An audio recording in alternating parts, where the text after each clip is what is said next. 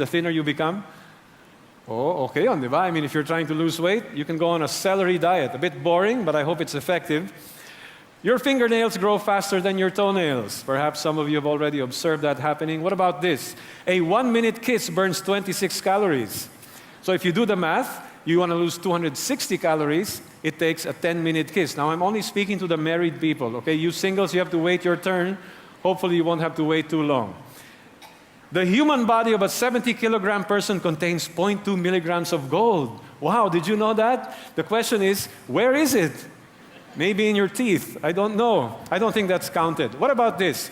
Everyone has a unique tongue print. Whoa. You know what? Because of this, the security procedure in the new building.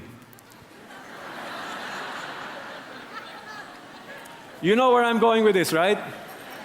So before you enter, before you know it, the whole CCF will be speaking in tongues. I tell you, I guarantee. Anyway, when your face blushes, so does your stomach lining. Yeah? Okay. The average person will consume 100 tons of food and 12,000 gallons of water in their lifetime. I have a feeling for CCFers, especially those who attend small groups, this is understated. Based on the feeding program that we witness every week or so, wearing headphones for just 1 hour will increase the bacteria in your ear by 700 times. Okay, so headphone users, watch out. Women blink twice as much as men. Can you check the lady beside you? Is that true? A hippopotamus can run faster than a man. So it's Ikoy here. Ikoy is a runner, so it's the hippopotamus can outrun him. A person produces enough saliva to fill 2 average-sized swimming pools during their lifetime. Now, that's really gross. But you see, all of these things, are they true? Doesn't even matter if they're true or not. I mean, for me, if you ask me, I can accept that they're true. But the question is, so what? I mean, so what? I'll still use my earphones. No impact. No life change, even if they were true. As I was preparing for today, the burden that I believe the Lord laid upon my heart is it possible that for many people, they accept the resurrection as true, but it is an intellectual acceptance. But at the end of the day, the question is still this: Jesus is risen, so what? Now, people may not say that, but as far as the absence of any life impact, any life transformation is concerned, it is as if they were making this statement or asking the question. Jesus is risen, so what?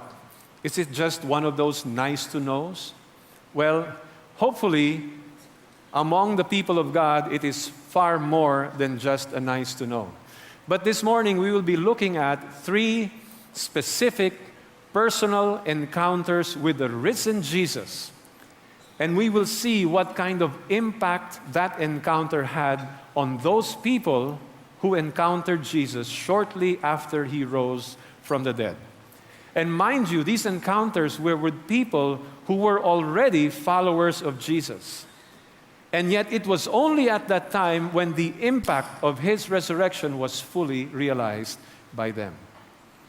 So perhaps we're here this morning and we are followers of Jesus. But because we know so much about the resurrection, and every Resurrection Sunday we talk about the proofs and all of this, is it possible that in the midst of our individual situations, the resurrection has lost its full meaning? We have forgotten the significance of the fact that Jesus rose from the dead. So let's see. In those 3 encounters, this is what we will see happening. When these people encountered the risen Lord, they realized that their sorrow turned into joy. Their fear turned into peace. And their unbelief turned into faith. We'll be looking at John chapter 20. This is the Gospel of John's account of the resurrection. Okay, so based purely on this chapter, we will read many of the verses, not all of them, but this is what we will see. These 3 encounters. And I guess the question to us today is, sorrow, fear, unbelief. Is it possible that even we as God's people are struggling with some of these things? is it possible that we are here this morning on a very special Sunday, and yet we are struggling with sorrow, we're struggling with fear, and struggling with unbelief? I think it's entirely possible.